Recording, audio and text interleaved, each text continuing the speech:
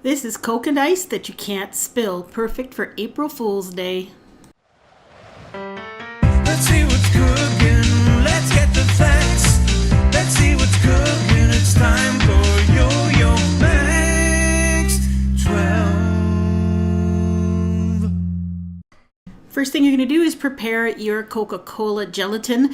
I used 2 cans of Diet Coke for this. I put about a half a cup or so in a small bowl, and I sprinkled on 2 envelopes of unflavored gelatin. Just let that sit and let that absorb the liquid.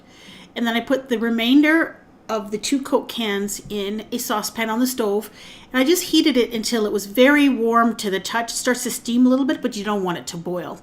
The little bubbles you're seeing there are from the carbonation in the soda and not from boiling. So once that gets hot but not boiling, you're going to add in your Coca-Cola gelatin mixture. You can see how it's all gelled up. When you put it in and start to stir it around a little bit, it's going to foam up quite a bit, but just gently stir and heat it, and the gelatin will completely dissolve and all that foam will pretty much disappear. Then I put it into another container just to let it cool, because it needs to be at room temperature. That's it for a couple of hours or so. So just put it aside and make your ice cubes. I'm using 1 cup of water in a bowl, and you're going to add to this a whole bunch of gelatin packets. I used 8 of them to make these because I wanted to make sure the cubes were quite firm and would hold their shape inside the glass. I probably could have got away with using a little less, maybe 5 or 4. Let that sit until the gelatin absorbs the water.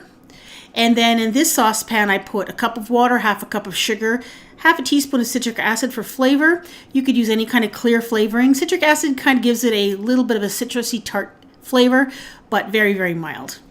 Then heat that until the sugar is dissolved and it's getting hot. And then you're going to put that gelatin in there. Now you can see those white patches. That's gelatin that really didn't have very good contact with the water, and it got a little bit hard. But if you're patient, just gently stir over medium-low heat, and all that gelatin will dissolve. If you get some little pieces that seem to be really stubborn and won't dissolve, just scoop them out with a spoon, because you don't want your mixture to boil.